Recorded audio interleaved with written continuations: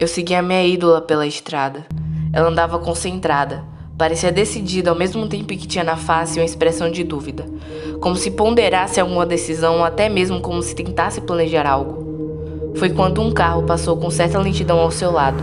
Nesse momento, seu olhar se iluminou, como se um lampejo de ideia passasse por sua mente. Vamos segui-lo! Ela disse.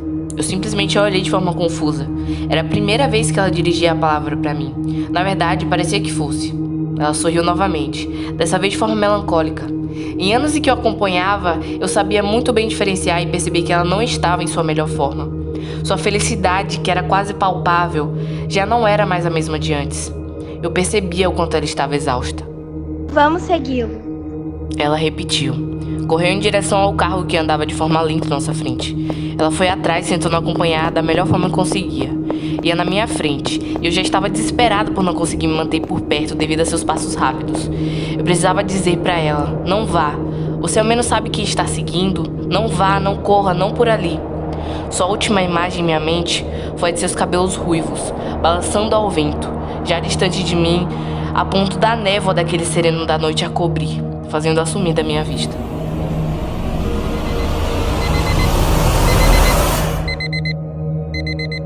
Quando Regina acorda, ela percebe que novamente tiveram aquele sonho. Ela sabia exatamente o que aquilo significava.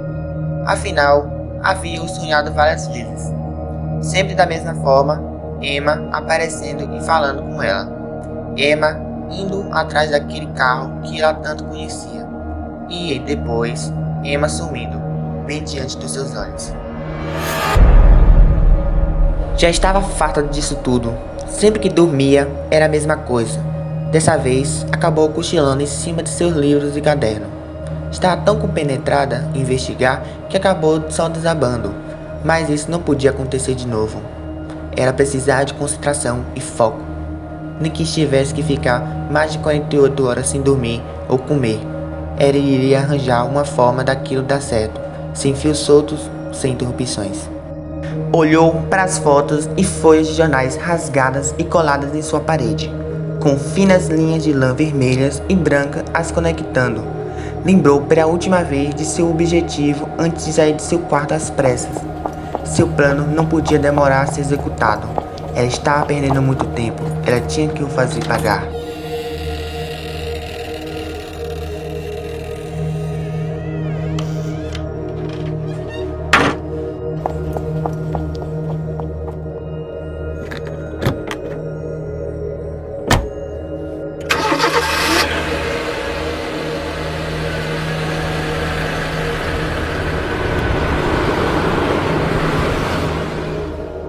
Regina pensou isso por muito tempo.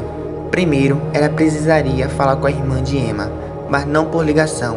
Ela precisaria de toda a atenção e descrição.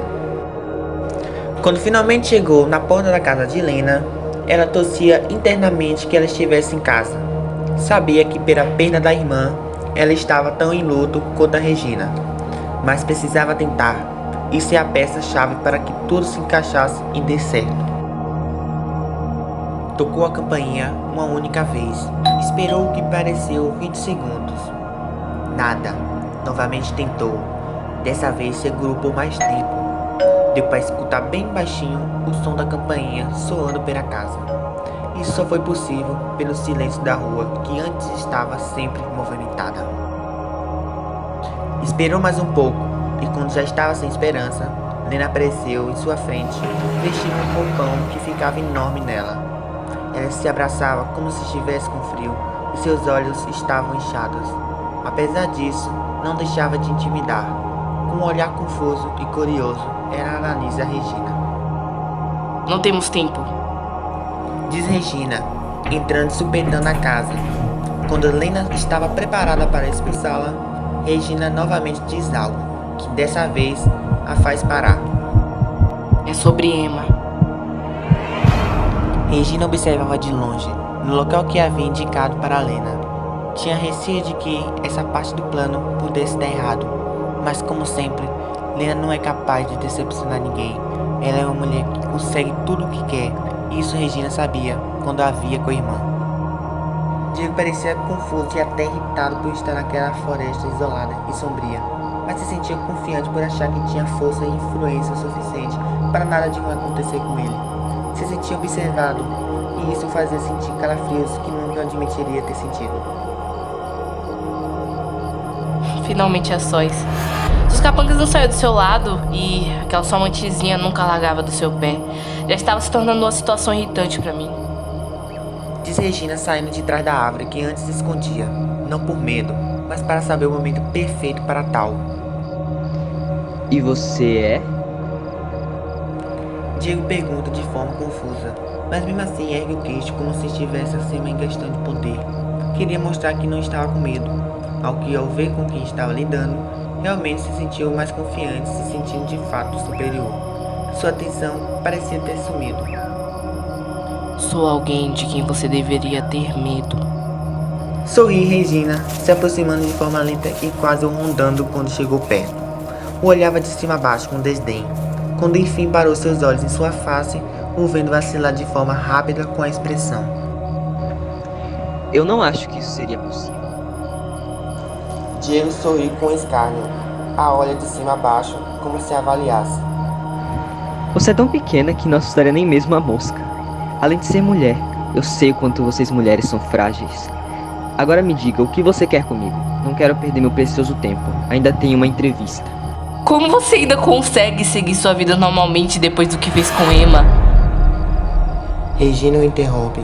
Ele de fato para o que estava falando. Franze as sobrancelhas e arregala os olhos. Ao se recuperar do choque inicial, novamente coloca a máscara de Senhor Todo-Poderoso. O que você quer dizer com isso?